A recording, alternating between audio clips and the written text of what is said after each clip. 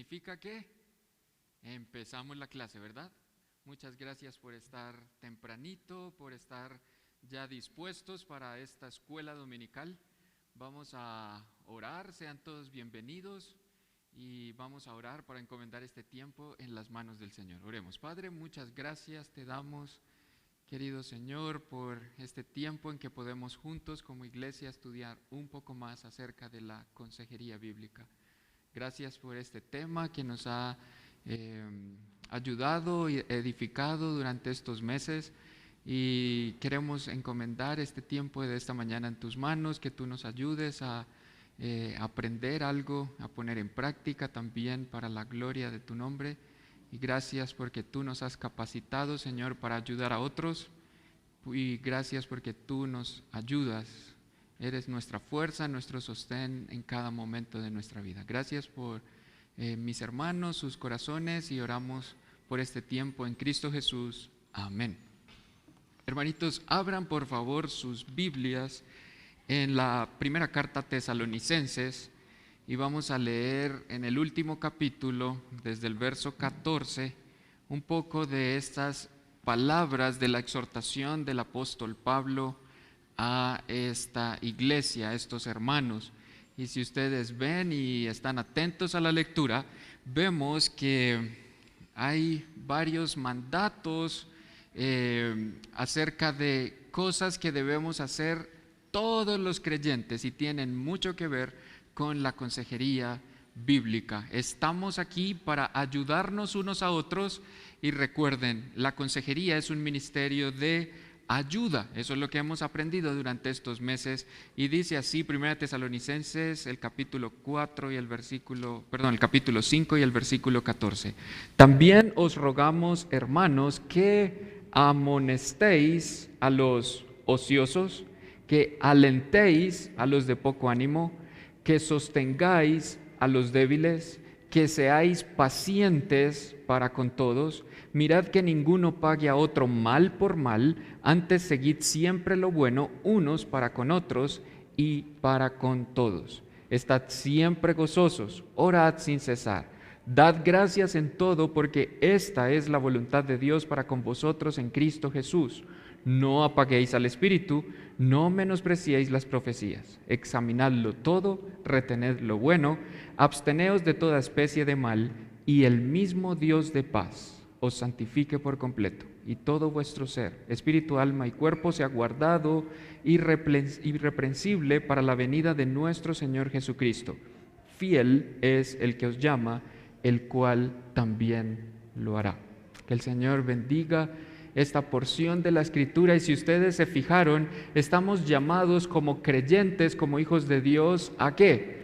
A amonestar, alentar, animar, a sostener o a ser de apoyo para nuestros hermanos, los unos para con los otros. Y estamos en la recta final de este tema de la consejería bíblica. Gracias al Señor, como oraba por este tema tan práctico y tan necesario en la iglesia. Cómo nosotros hemos aprendido durante estos domingos que somos llamados a ayudar a otros, y para ayudar a otros necesitamos estar preparados. Hemos recorrido un camino lindo estudiando acerca de la consejería bíblica. Hemos estudiado y visto lo que la consejería es, por qué es bíblica, qué la hace bíblica, y vimos como todos los elementos fundamentales de la consejería. También vimos la importancia de estar preparados y de conocer las Escrituras y la teología, y vimos un barrido, por así decirlo, por toda la teología y cómo la teología es relevante y nos sirve para ayudar a otros, entender quién es el hombre, el pecado, quién es Dios, la obra de Cristo, del Espíritu, etcétera.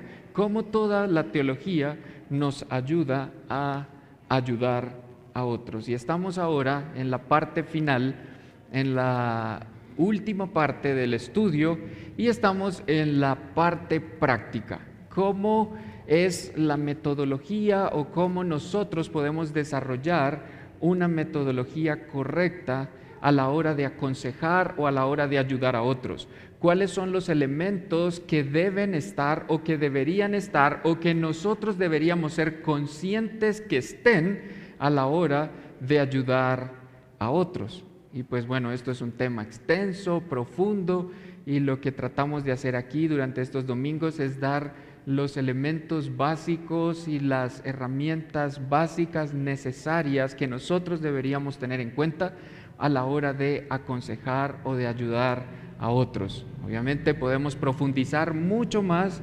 y hermanos, esto es cuestión de práctica, ¿verdad? Nosotros no vamos a hacer con un estudio de escuela dominical un domingo ya consejeros pues perfectos o muy dotados, no.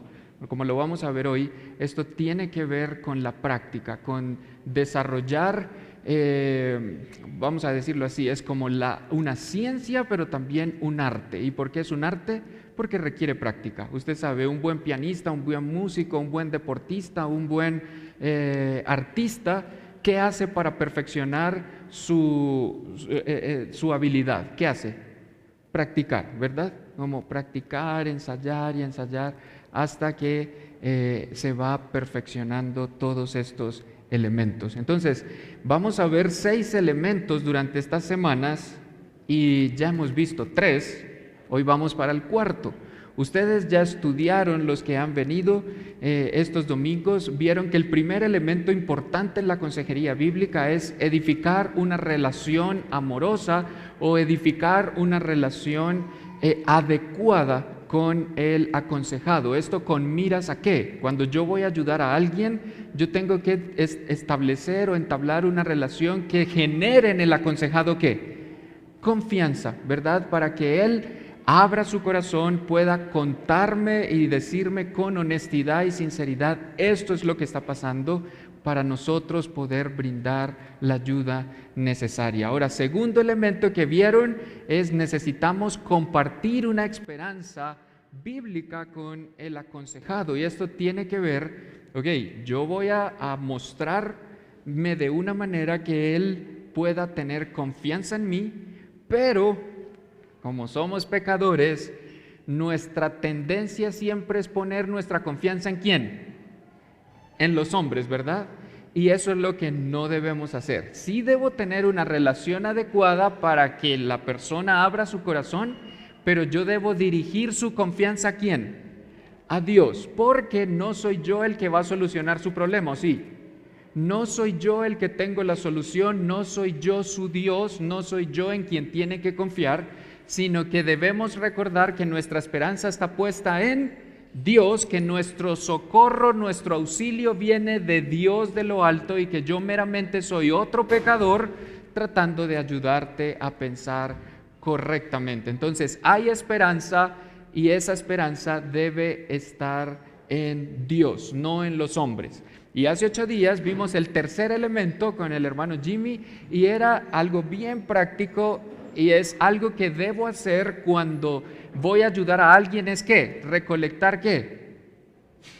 Información, ¿verdad? Debo hacer preguntas relevantes, debo buscar o poder tener la mayor información necesaria para yo poder ayudar. Aprendimos que no debemos precipitarnos a dar un consejo sin por lo menos escuchar todas las partes involucradas o sin por lo menos tener la información necesaria para yo poder ayudar, emitir un consejo o dar alguna ayuda bíblica. Y bueno, vimos todas las preguntas que se pueden hacer, preguntas generales, preguntas específicas para tener la información del aconsejado para poderle ayudar. Y hoy vamos al cuarto elemento y es, ya tengo toda la información, ahora ¿qué hago con esa información? Algo muy importante, paréntesis, no buscamos esa información meramente con un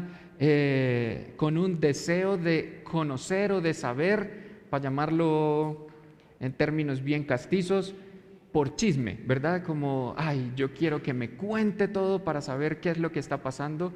No debe ser eso nuestro anhelo, nuestro deseo o motivación, sino que tener la información relevante, importante, que me ayuda a determinar cuál es la necesidad del aconsejado, cuál es la necesidad de la persona que está buscando la ayuda y entonces poder ayudar. Y ese es el tema de esta mañana. Entonces ya aprendimos que, hermanos, como les digo, aquí no podemos aprender de pronto a ser profesionales, graduados pues en consejería bíblica, no. Pero lo que queremos es darles las herramientas para que ustedes puedan, a la hora de que Dios les dé la oportunidad de tener a alguien que abra su corazón, que ustedes sepan como esto lo aprendí en la escuela dominical. Y entonces, como debo interesarme, debo prestar atención, que eso es establecer una relación adecuada, debo mostrar amor por mi hermano, interés, debo dirigir su confianza a Dios y no en mí, debo hacer preguntas relevantes acerca de su situación, quiero interesarme un poco más en él y tener información orando a Dios para que yo pueda ayudarle, para que yo pueda emitir un consejo que sea bíblico y no algo meramente carnal o meramente que sean mis ideas. Entonces, teniendo toda la información o teniendo la información relevante, ¿qué debo hacer yo o qué debo tener en cuenta como cuarto elemento? Y es lo que vamos a ver hoy.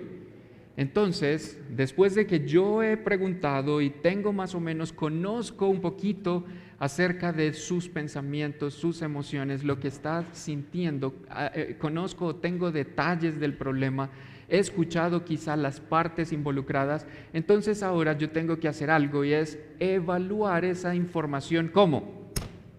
Bíblicamente. Entonces yo tengo que estar en la capacidad de ¿qué?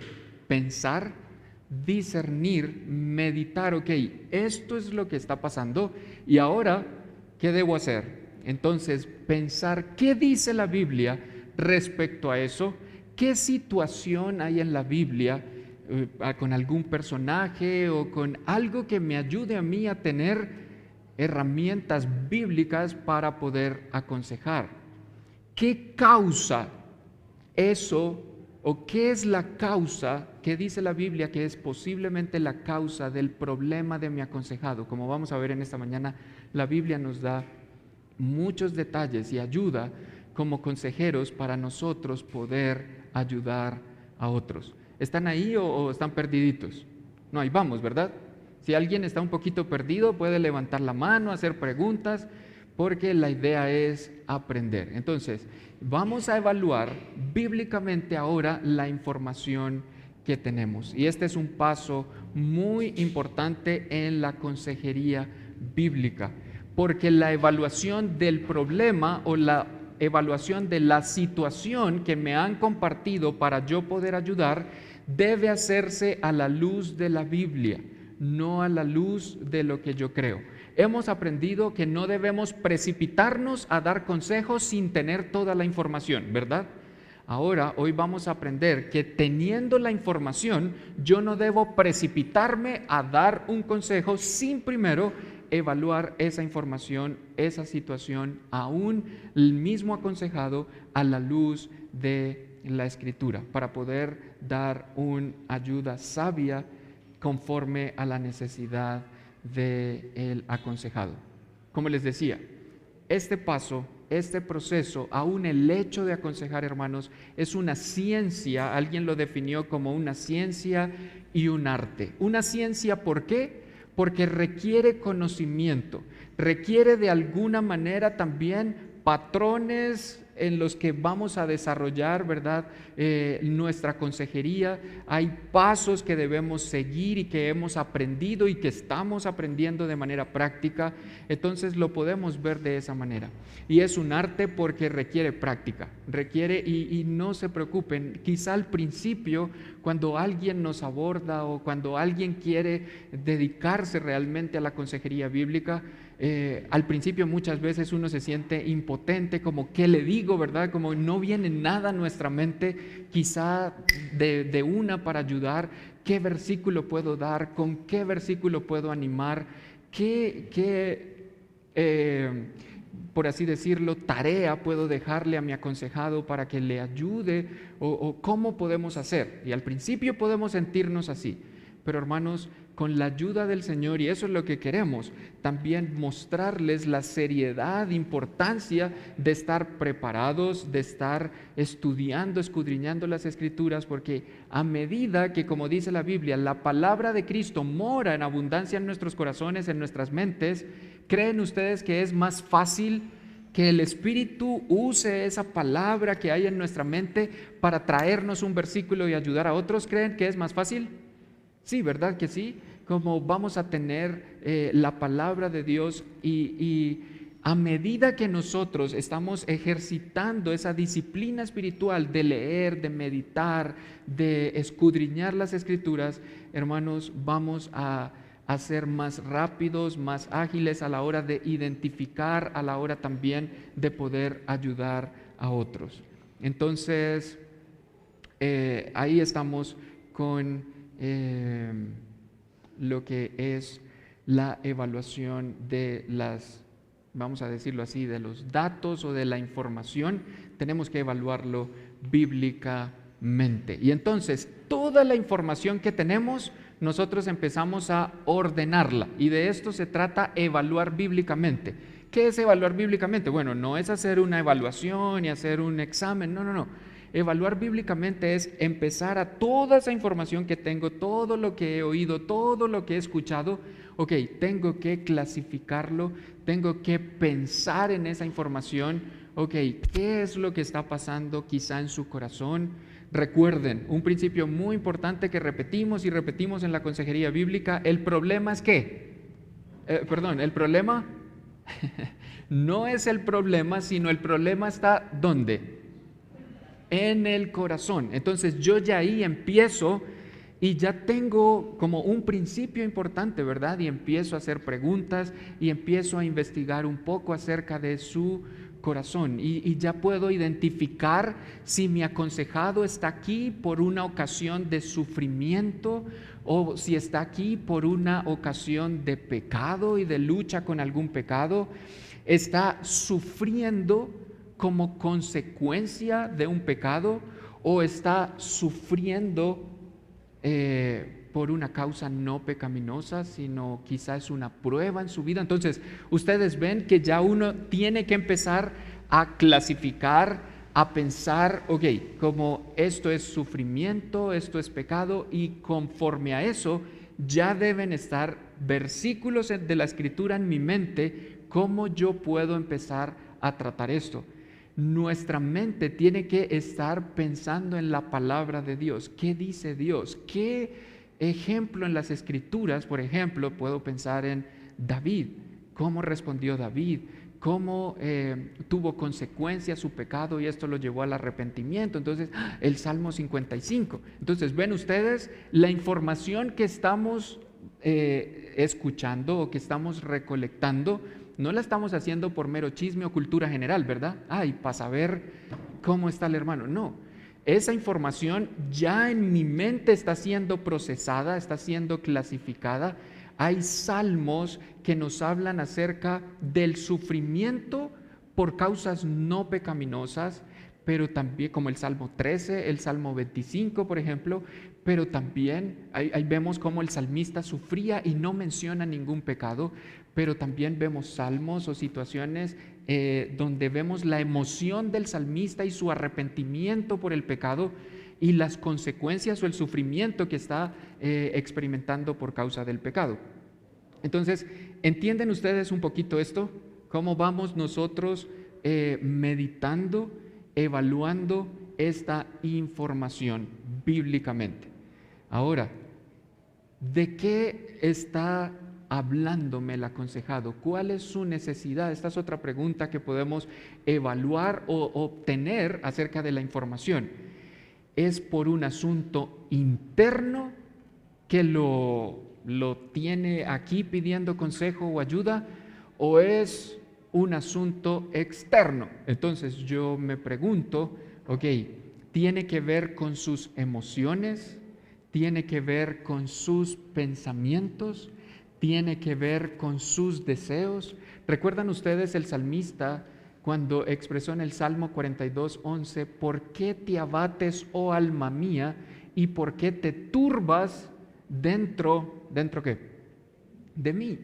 Muchas veces buscamos ayuda o alguien busca ayuda a nosotros porque hay una emoción, un sentimiento que quizá está dominando su vida, y yo eso lo tengo que identificar. No solamente lo sé ya, sino que con lo que él me está contando, yo ya sé como esto tiene que ver con algo interno, con algo del corazón, con emociones. Y lo aprendimos en unas clases anteriores, creo que cuando vimos la antropología, o no recuerdo en qué clase, pero aprendimos que muchas veces nuestras emociones, ¿qué hacen? Dominan por sobre nuestra razón y nos hacen que no pensemos correctamente, sino que empezamos a actuar basados ¿a qué? A nuestras emociones, y fallamos. El orden de Dios es primero pensamos, y eso es lo que nos ayuda la palabra de Dios, las Escrituras. Ellas por lo general, claro que afectan nuestras emociones, pero por lo general no apelan a nuestras emociones primeramente, sino a nuestra razón. La palabra de Dios nos ayuda a pensar correctamente, a pensar como Dios, a actuar como Dios, y de eso se trata la piedad. Entonces, yo tengo que identificar eso, ok, tiene que ver con emociones, tiene que ver con pensamientos equivocados, la información que estoy obteniendo, tiene que ver aún con deseos equivocados. ¿Alguien que nos pide ayuda puede tener deseos equivocados? Sí, ¿verdad que sí? Anhelos que, por ejemplo, algo que la persona anhela tan fuertemente que está a punto de pecar para obtenerlo. ¿Eso puede ser un caso? Sí, ¿verdad?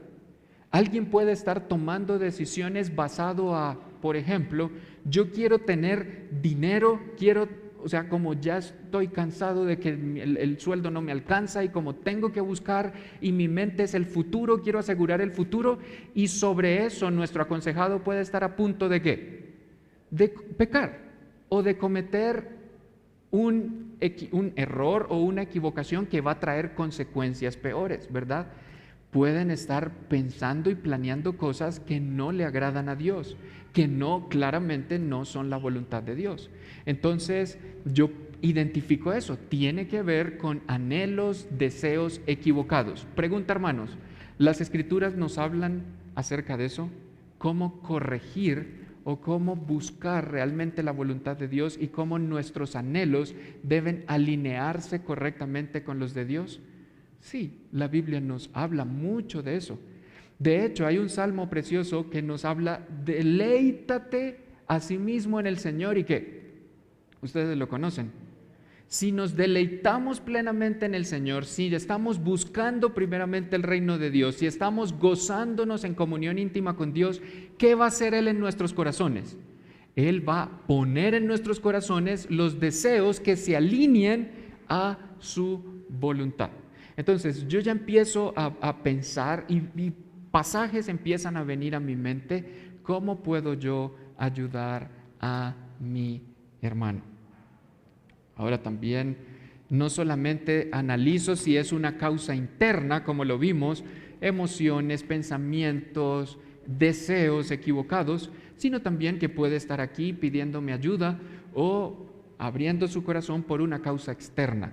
Pueden ser ya no pensamientos, deseos, sino puede ser conductas pecaminosas, externas, que él me está contando y su conducta no está acorde a las Escrituras, o sí definitivamente hay patrones de su conducta, como lo describe las Escrituras, que necesitan ser corregidos, necesitan ser ayudados conforme a las Escrituras. Por ejemplo, escuchen lo que dice Gálatas 5:19.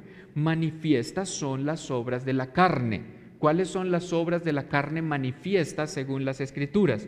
Ok, adulterios, fornicaciones, inmundicias, lascivia, idolatría, hechicerías, enemistades, pleitos, celos, iras, contiendas, disensiones, herejías, envidias, homicidios, borracheras, orgías y cosas semejantes a estas, Yo aquí tengo una lista de conductas o patrones externos que si alguien me está abriendo su corazón y yo identifico algo en esta lista, ¿qué me dice la Biblia? ¿Qué se está manifestando? ¿Las obras de qué? ¿Del Espíritu? No, ¿verdad que no? Las obras de la carne. ¿Qué me dice la Biblia acerca de la carne? Entonces, ¿ven ustedes cómo yo esa información empiezo a procesarla? ¿Cómo? Bíblicamente. ¿Pero qué necesito hacer? Conocer las Escrituras, ¿verdad? Entonces, no me precipito a dar un consejo sin tener la información, y teniendo la información no me precipito a dar un consejo, yo creo que es esto, yo creo que haga esto o yo haría esto. No, sino, ¿qué dice Dios? ¿Quiénes actuaron así, de esa manera precipitada, al ver o tener la información, por así decirlo, o ver de primera mano lo que le estaba pasando a Job? ¿Qué hicieron sus amigos, por ejemplo? Inmediatamente, ¿qué? Hablaron y dieron consejo. ¿Era necesariamente un buen consejo? No, ¿verdad que no? Muchas veces fue un consejo equivocado porque no estaba sometido o evaluado conforme a las Escrituras. Entonces, ven ustedes un poquito todas las cosas que podemos estar evaluando, pensando, es algo externo, algo interno, y queremos practicar para nosotros tener esta, bueno, ¿cómo podemos decir? Como capacidad o destreza de poder evaluar bíblicamente la información que tenemos de aquellos que nos piden ayuda. La Biblia nos habla de todas estas necesidades espirituales y cómo podemos ayudar. ¿Recuerdan ustedes cuando vimos bibliología? La Biblia es suficiente. No necesitamos Biblia ahí, psicología, Biblia ahí, algo más.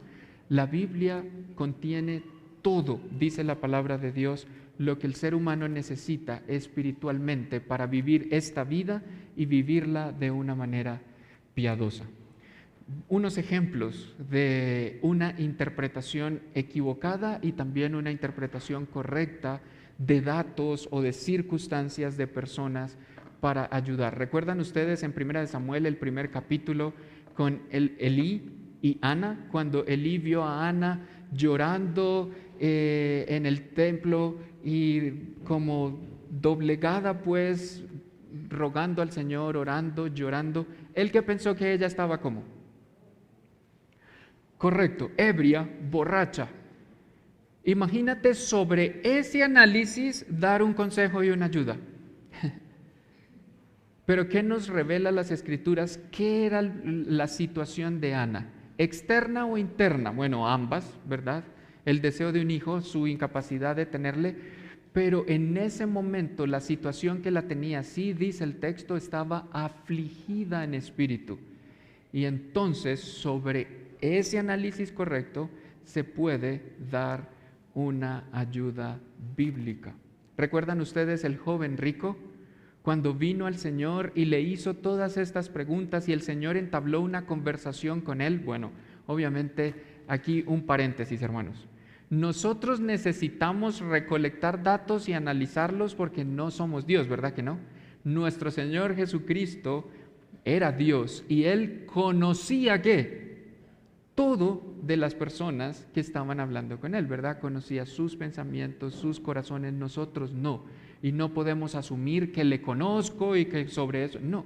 Yo tengo que preguntar, tengo que investigar, indagar un poquito más con el deseo de, ok, estoy haciendo esto para ayudarte.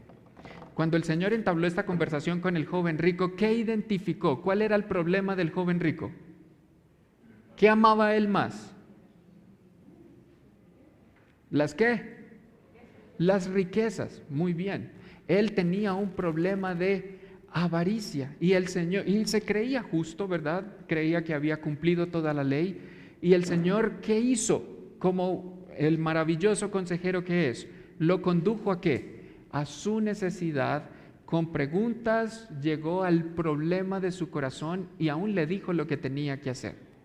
Entonces, ven ustedes cómo esa información puede ser analizada correctamente y encontrar el punto. El punto es el amor a las riquezas, el amor al dinero, la avaricia, la codicia. Y sobre eso se puede tratar. ¿Recuerdan ustedes a Marta y a María? ¿Cuál era el problema de Marta? Ella estaba muy afanada y muy turbada por los quehaceres. El problema de Marta era que tenía mucho que hacer y entonces la ayuda que el Señor le dio fue como no haga tantas tareas, sino hoy no barra 2 veces a la semana, como no. El problema de Marta era un problema de prioridades. Ella no podía identificar qué era más importante que qué, y eso la hacía llenar de afán o de un espíritu turbado, como el Señor se lo dijo. Tenía afán por lo que no era prioridad. Y muchas veces cuando estamos hablando con alguien, yo puedo identificar eso, como mi hermanito o mi hermanita está teniendo un problema de prioridades en la vida, ¿verdad? Hay cosas que no son tan relevantes según las Escrituras y para ellas son su prioridad. Entonces, ¿cómo yo puedo usar las Escrituras para ayudarle a pensar correctamente y ayudarle a tener las prioridades correctas? Entonces, tengo que interpretar los datos y en eso estamos. Estamos aprendiendo un poco y mirando cómo muchas cosas que podemos evaluar. Hemos visto si es un problema interno, si es un problema externo, si tiene que ver con su corazón. Bueno, siempre va a tener que ver con su corazón, pero si ya se ha mostrado en alguna conducta o en algún patrón de conducta que la Biblia nos enseña que debe ser corregida. Ahora, otra cosa que yo tengo que evaluar cuando estoy hablando con alguien es qué tipo de persona es.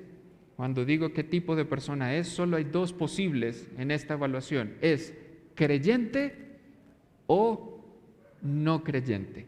Cada persona cabe dentro de alguna de estas 2 categorías. ¿Y por qué yo lo tengo que saber? Hermanos, porque sabemos como hijos de Dios que los creyentes tenemos recursos espirituales de los que podemos echar mano para ayudar y que los inconversos no tienen estos recursos. Hemos aprendido también que un no creyente necesita, ¿qué necesita? El Evangelio, ¿verdad? Y necesito primero predicarle el Evangelio, mostrarle la necesidad del arrepentimiento y del Salvador.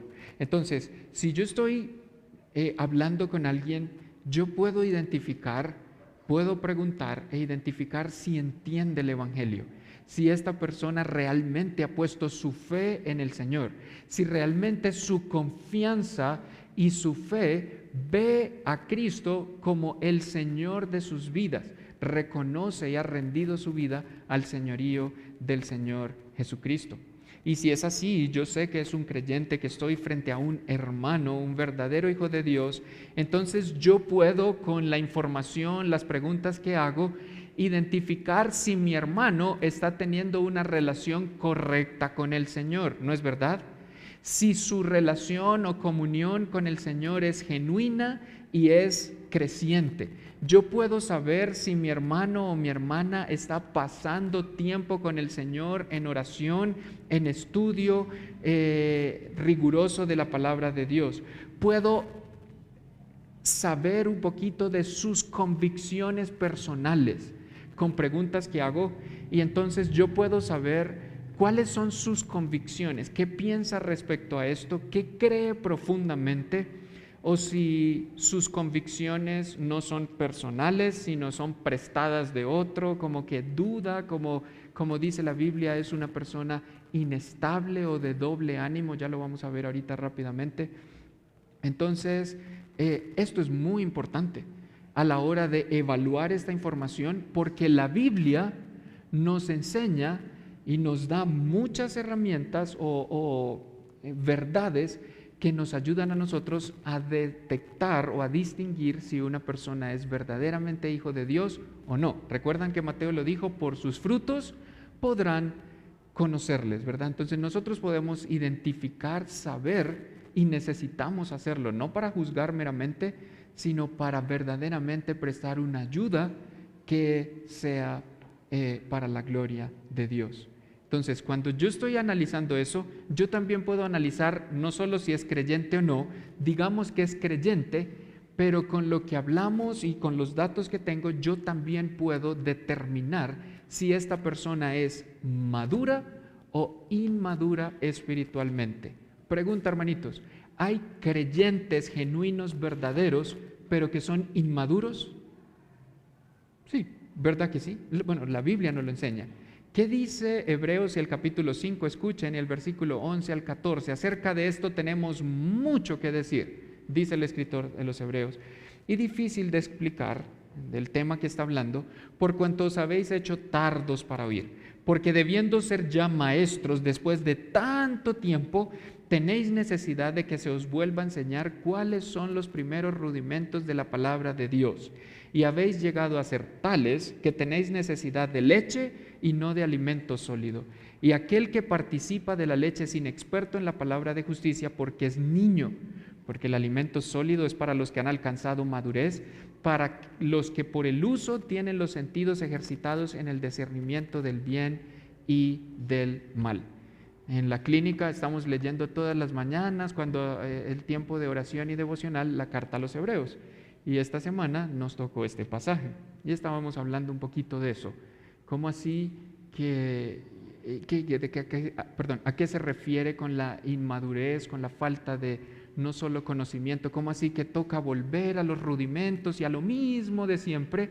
Y el escritor de Hebreos dice, avancemos, como decimos nosotros, echemos para adelante y no nos quedemos en lo mismo por años y años. Pero hay creyentes así y los podemos identificar, y eso también hace parte de análisis de la información bíblicamente. ¿Entienden eso? Porque determinar eso es muy importante. Yo no puedo a un niño, a un bebé, salirle con teología y cosas técnicas porque le voy a ayudar o no. No, lo voy a confundir, a frustrar, a desanimar más bien. No, yo tengo que analizar esa información bíblicamente, determinar, ok, con amor mi hermano necesita, obviamente debo animarle, como leímos en Tesalonicenses, a crecer en el conocimiento, a crecer en la gracia, pero yo estoy en la capacidad de identificar bíblicamente la madurez o inmadurez de mi aconsejado. Ahora, rápidamente, ¿qué es inmadurez? La Biblia define inmadurez no solamente con tener poco conocimiento, sino inmadurez, según las Escrituras, es ese conocimiento que tengo, no lo practico. No se trata de tener muchísimo conocimiento. ¿Alguien puede tener mucho conocimiento y aún así ser inmaduro? Sí.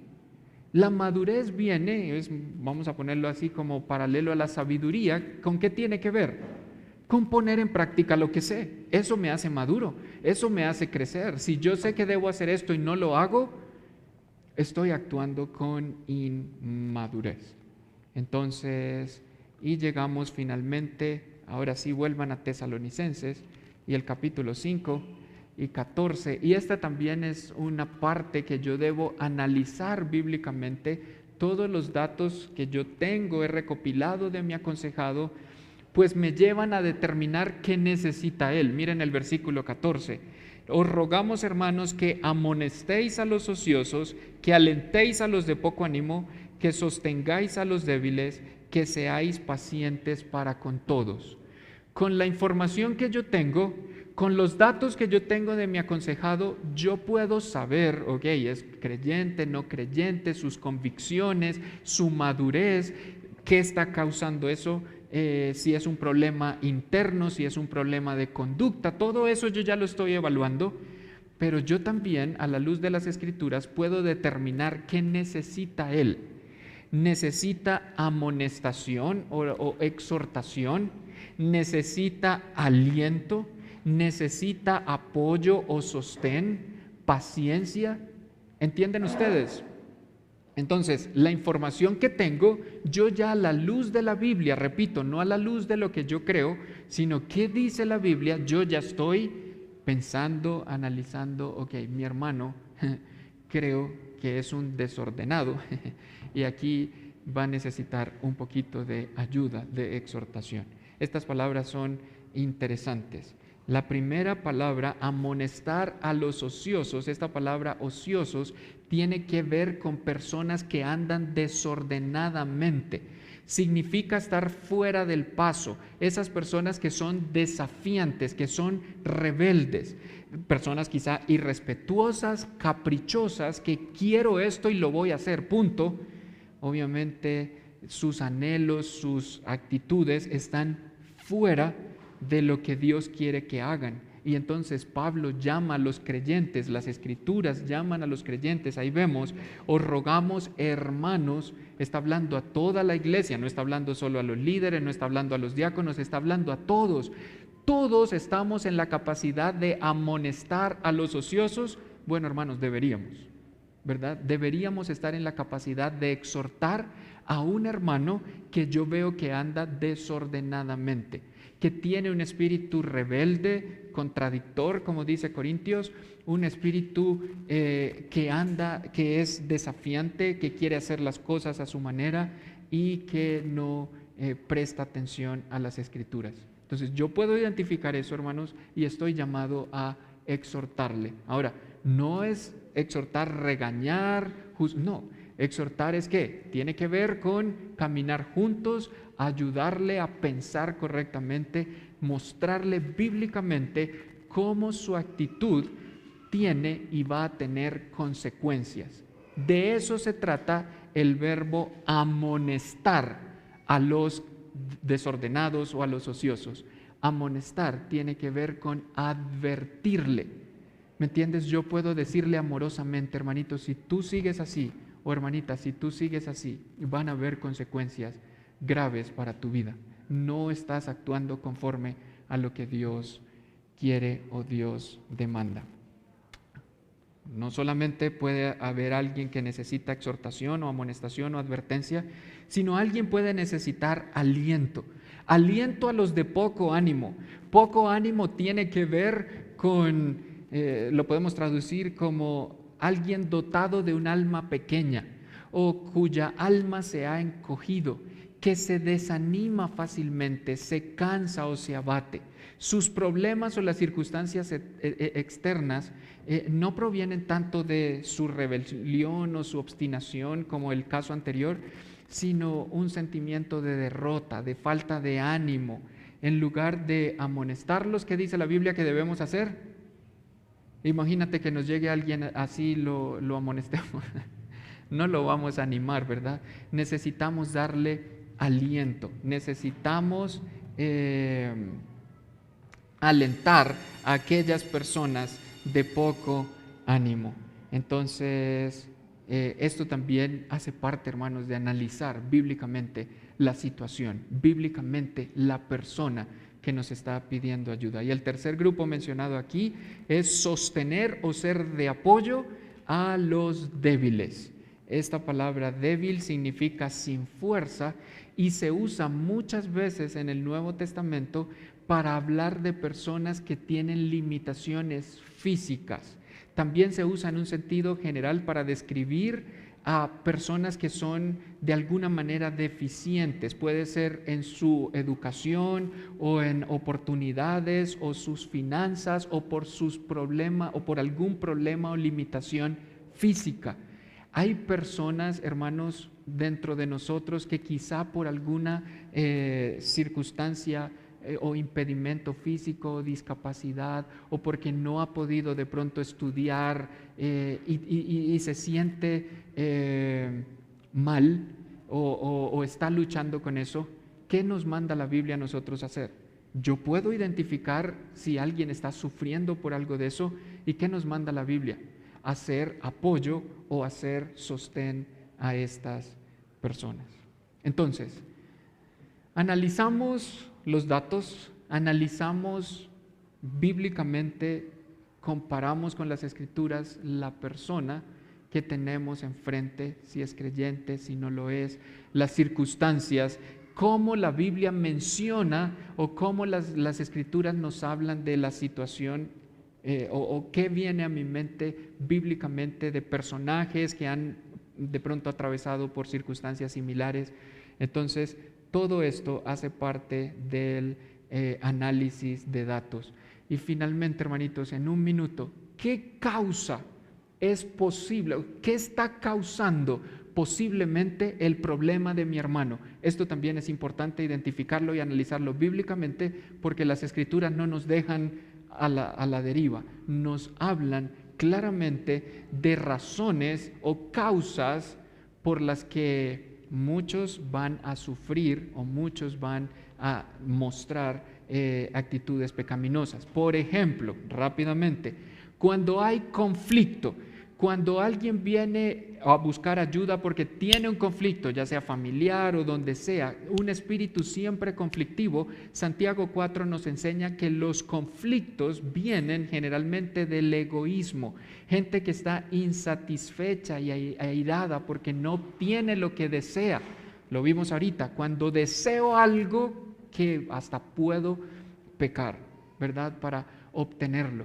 Muchas veces el problema del conflicto no es el conflicto, es que el corazón, muchas veces no, siempre, el corazón, ¿qué pasa? Es egoísta. Nosotros pensamos primero en mí, segundo en mí, tercero en mí, y entonces eso es algo que yo debo tratar, ¿verdad? No voy tanto al conflicto, obviamente, sí lo tratamos, pero primero vamos más al corazón. La inestabilidad. Vienen a veces personas que identificamos que son inestables, a veces sí, a veces no, a veces animado, a veces desanimado, a veces... ¿Y tenemos que lidiar con hermanos así? Claro que sí.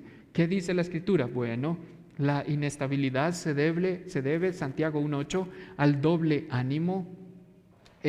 Una persona que no está totalmente sometida al señorío de Cristo, sino de pronto en la iglesia muestra una piedad, en otras áreas se comporta de otra manera, en la casa es otro, aquí es un buen esposo, en la casa es otro esposo. Entonces esas personas son por lo general de un espíritu inestable. ¿Yo todo eso lo puedo identificar? Claro que lo identificamos a la luz de las Escrituras, y la Biblia nos enseña a tratar con esos temas. La mentira. ¿Por qué mintió Abraham? ¿Se acuerdan cuando Abraham mintió respecto a Sara, si era su esposa? ¿Por qué mintió? ¿Qué tenía él? Miedo de que los mataran. Muchas veces lo que nos impulsa a mentir es ¿qué? El temor.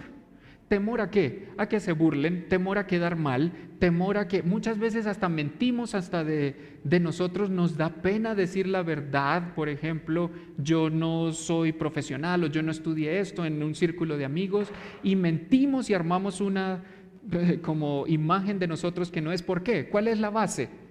¿Por qué miento? Porque tengo miedo, porque tengo temor, y yo lo puedo identificar. Miren, la Biblia nos enseña mucho de la causa de estos problemas. La confusión. Estamos muchas veces con alguien que está confundido, desorganizado, y esto tiene que ver también con ambiciones celosas o egoístas. Esto lo dice Santiago y el capítulo 3. Si ustedes ven, Santiago es un libro bien importante, ¿verdad?, para la consejería. La preocupación, la ansiedad, por lo general es consecuencia de error de prioridades, lo mencionamos, Marta. El juzgar a otros muchas veces tiene que ver, como lo dice Juan, por un amor excesivo por mí mismo. Entonces, como yo quiero sobresalir y estar bien, y siempre voy a buscar señalar a otros o ver los errores del otro para bajar al otro y yo subirme. Entonces, ¿entienden ustedes, hermanitos, cómo es importante todos estos datos que recolectamos a la luz de las Escrituras? ¿Qué? Evaluarlos o analizarlos. ¿Aprendieron algo? Y esto nos ayuda entonces a poder dar consejos sabios, consejos o ayudas realmente importantes para nuestros hermanos. Que Dios nos ayude y que Dios nos anime y fortalezca nuestro espíritu para querer conocer más las Escrituras y estar mejor preparados para ayudar a otros. Padre, muchas gracias por tu palabra, gracias por este tiempo de estudio. Rogamos que tú nos ayudes a poder poner en práctica lo que hemos aprendido. Gracias por tu Hijo Cristo, porque por Él nos reunimos en esta mañana para adorarle. En Cristo Jesús oramos. Amén. Unos 10 minutitos.